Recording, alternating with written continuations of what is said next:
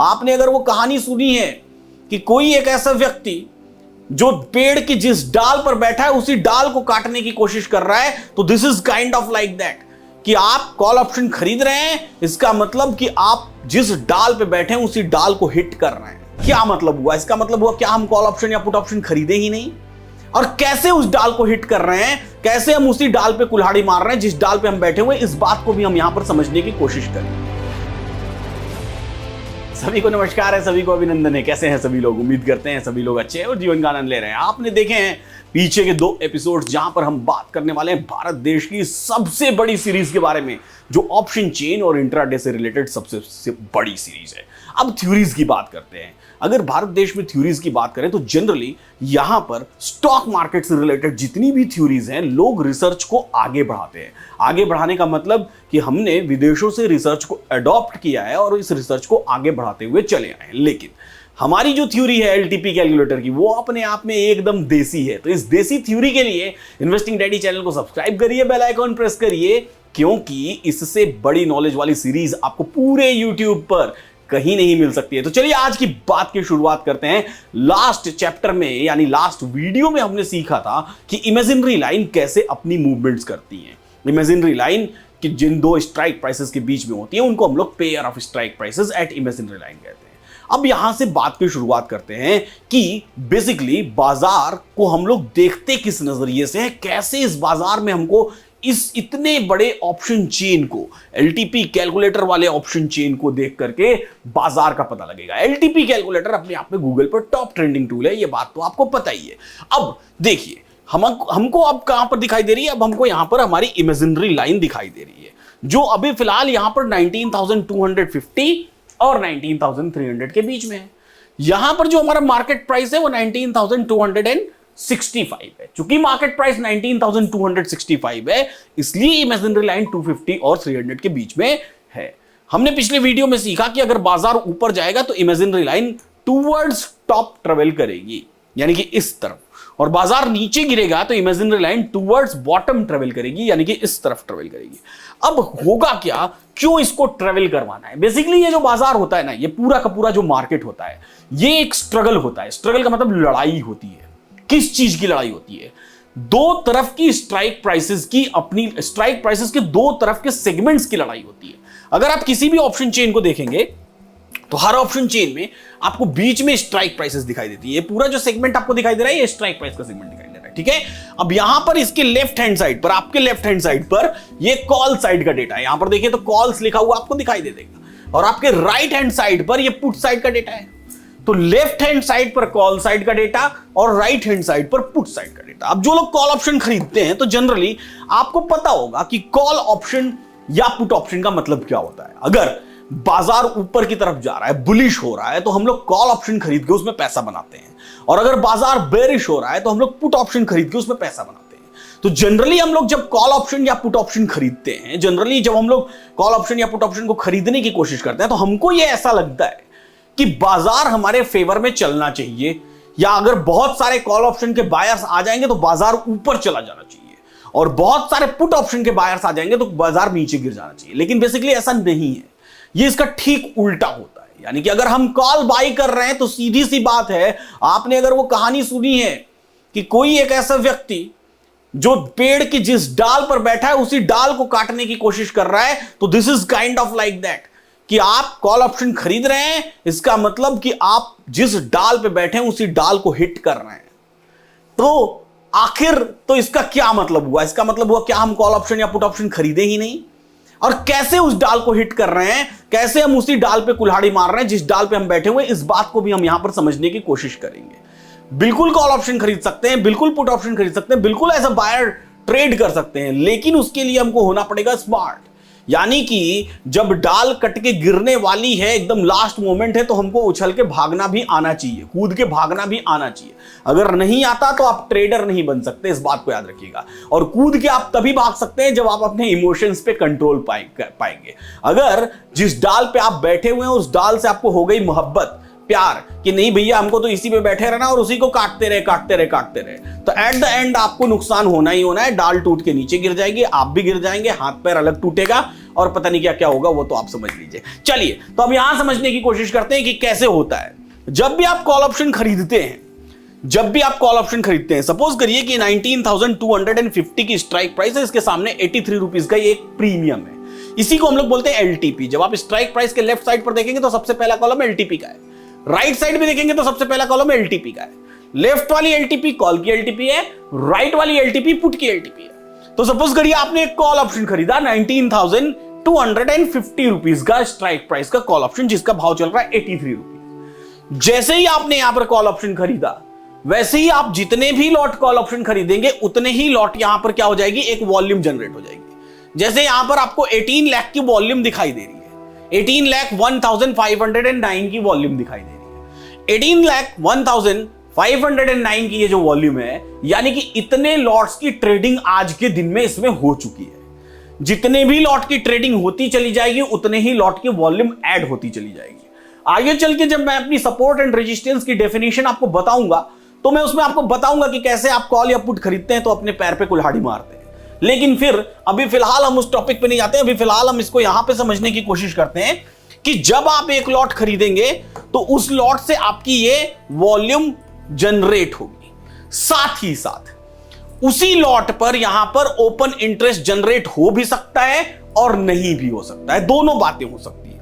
तो कैसे पता चलेगा कि वॉल्यूम और ओपन इंटरेस्ट कैसे जनरेट होता है? क्योंकि इन्हीं से मिलकर के आगे चल के हमारी सारी डेफिनेशंस बनेंगी, सारी परिभाषाएं बनेंगी, सारे ट्रेड्स बनेंगे, ईच एंड एवरीथिंग इन्हीं से मिलकर के बनेगा।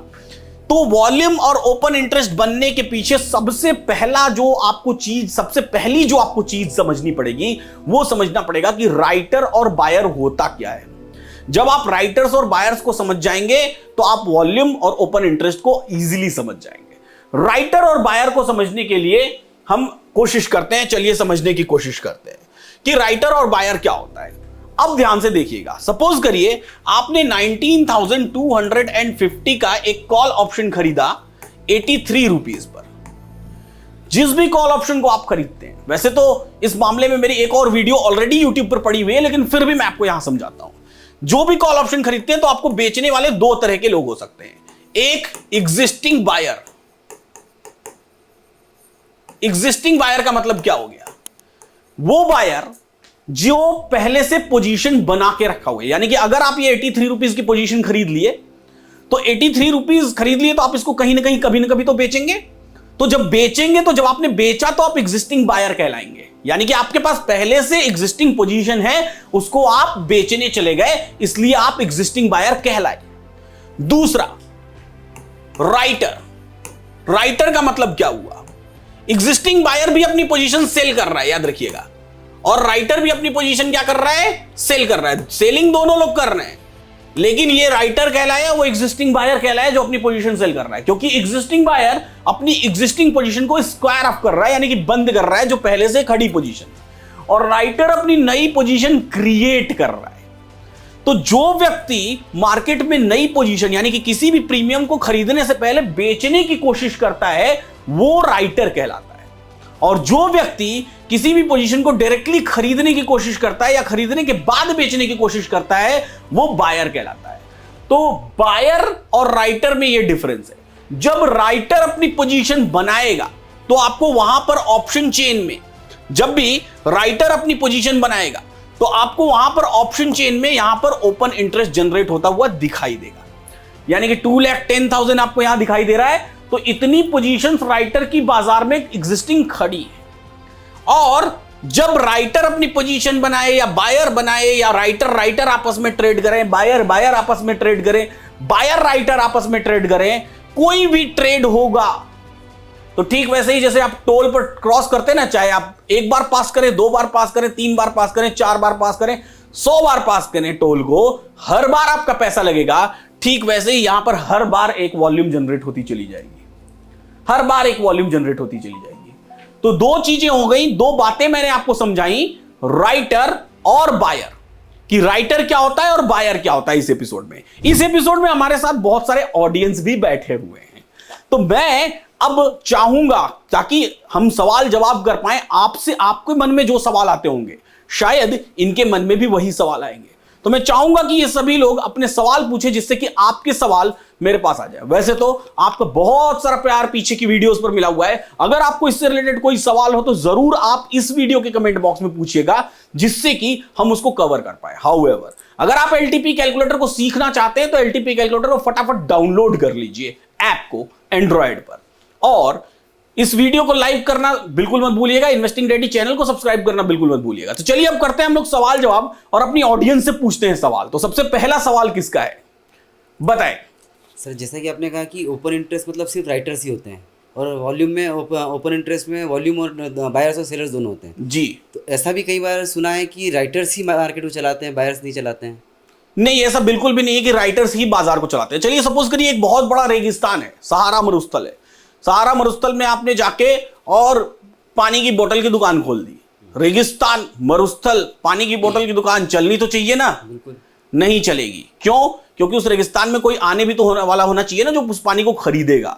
आपने सैकड़ों करोड़ रुपए खर्च करके उस मरुस्थल में पानी का प्लांट लगा दिया, लेकिन वहां पर कोई विजिटर नहीं है, तो उस प्लांट का क्या काम? इसी तरीके से राइटर का बाजार में कोई काम नहीं है अगर वहां पर बायर ना हो तो। यानी कि जब तक बायर बाइंग नहीं करेगा ओपन इंटरेस्ट क्रिएट नहीं होगा। ऑफर करने से मतलब नहीं है, ऑफर कितने भी लोग कर सकते हैं, जब तक वो ट्रेड एग्जीक्यूट नहीं होगा इसको हम एग्जीक्यूटेड ट्रेड नहीं कहेंगे। Next question. सर ट्रेड करने के लिए हमें ओपन इंटरेस्ट और वॉल्यूम दोनों को देखना है या फिर दोनों में से किसी एक पर्टिकुलर चीज को देखना है? ये बिल्कुल सही सवाल है कि ट्रेड करने के लिए ओपन इंटरेस्ट को देखना है या फिर वॉल्यूम को देखना है या किसी एक को देखना है। तो इस सवाल के बदले मैं आपसे एक सवाल पूछता हूं, कार चलाते हैं आप? जी सर। कार चलाने के लिए क्लच को ज्यादा दबाना है या ब्रेक को ज्यादा दबाना है या एक्सेलरेटर को दबाना है या तीनों को दबाना है एक साथ? तीनों को कंपलसरी है सर। कंपलसरी एक साथ दबा देंगे तो कार चल जाएगी आगे? नहीं सर, रुक जाएगी। फिर क्या करना पड़ेगा? पहले तो हमें क्लच दबाना पड़ेगा, क्लच के साथ में फिर गियर लगाना पड़ेगा, गियर लगाने के बाद मतलब जिस चीज की जहां जरूरत पड़ेगी उसको हम लोग वहां उस तरीके से इंप्लीमेंट करेंगे। ऐसे ही यहां पर ओपन इंटरेस्ट और वॉल्यूम को भी हम लोग इंप्लीमेंट करते हैं, जिसकी जहां जरूरत पड़ेगी उसको हम लोग इंप्लीमेंट करेंगे। आगे आने वाले एपिसोड्स में इसको हम लोग देखेंगे और सीखेंगे भी। Next question. जैसे ओपन इंटरेस्ट इंक्रीज और डिक्रीज होता है, हाँ। राइट? तो यहाँ पे राइटर सेल करेंगे तो वो इंक्रीज हो रहा है, हाँ। पर डिक्रीज कब होगा, किस केस? बहुत अच्छा सवाल है कि ओपन इंटरेस्ट इंक्रीज कब होता है और डिक्रीज कब होता है। राइटर्स जब बेचते हैं तो ओपन इंटरेस्ट इंक्रीज होता है, वही राइटर्स जब वापस खरीद ले पोजीशन को तो ओपन इंटरेस्ट डिक्रीज होना शुरू हो जाता है। यानी कि जब हमने कोई नई पोजीशन एज अ राइटर, जब हमने कोई प्रीमियम बेचा तो मेरा ओपन इंटरेस्ट क्रिएट हो गया, जब वापस मैंने उसको खरीद लिया, अपनी पोजीशन स्क्वायर अप कर दी तो ओपन इंटरेस्ट डिक्रीज हो गया। ऐसे चलता है ये सीक्वेंस। बट अगर वही बायर्स अगर बाई कर रहा है तो वो ओपन इंटरेस्ट में इंक्लूड नहीं होगा। बायर अगर बाई कर रहा है और उसको बेचने वाला अगर राइटर है तो वो ओपन इंटरेस्ट क्रिएट होगा, लेकिन बायर अगर बाई कर रहा है लेकिन उसको बेचने वाला एग्जिस्टिंग बायर है तो ओपन इंटरेस्ट क्रिएट नहीं होगा। एक्चुअली यहां पर भी कैसा होता है, इसको थोड़ा सा मैकेनिज्म इसका हम लोग समझेंगे, लेकिन उसको हम लोग नेक्स्ट एपिसोड में समझेंगे कि इसका मैकेनिज्म होता कैसे है। और इस बार एक वादा नया लेकर के आ रहा हूं। पिछले एपिसोड में मैं आपको बोल रहा था कि एवरी फ्राइडे मैं एक नया वीडियो रिलीज करूंगा, लेकिन जैसे जैसे मैंने आपको बताया था कि हमारे पास वीडियो बैंक बढ़ता चला जाएगा, वैसे वैसे हम इन वीडियोस की फ्रीक्वेंसी बढ़ाते चले जाएंगे। तो अब ये फ्रीक्वेंसीज बढ़ गई हैं। अभी फिलहाल अब हम लोग वीक में 3 वीडियोस रिलीज करेंगे। कौन कौन से दिन पे? एक वीडियो फ्राइडे को रिलीज होगी, एक वीडियो मंडे को रिलीज होगी और एक वीडियो वेंसडे को रिलीज होगी। एवरी मंडे, वेंसडे और फ्राइडे इवनिंग 7 PM पर आपके साथ एक नई वीडियो हाजिर रहेगी। और वादा है कि जल्दी हम लोग वीक में 5 वीडियोस भी रिलीज करना शुरू कर देंगे। तो फटाफट आप देखिए, समझिए और सब्सक्राइब करना बिल्कुल मत भूलिए। तो ऐसे ही सीखते रहिए, मुस्कुराते रहिए और जीवन का आनंद लेते रहिए। फिर मिलेंगे हम लोग अगली एपिसोड में। नेक्स्ट एपिसोड होगा एपिसोड नंबर 4।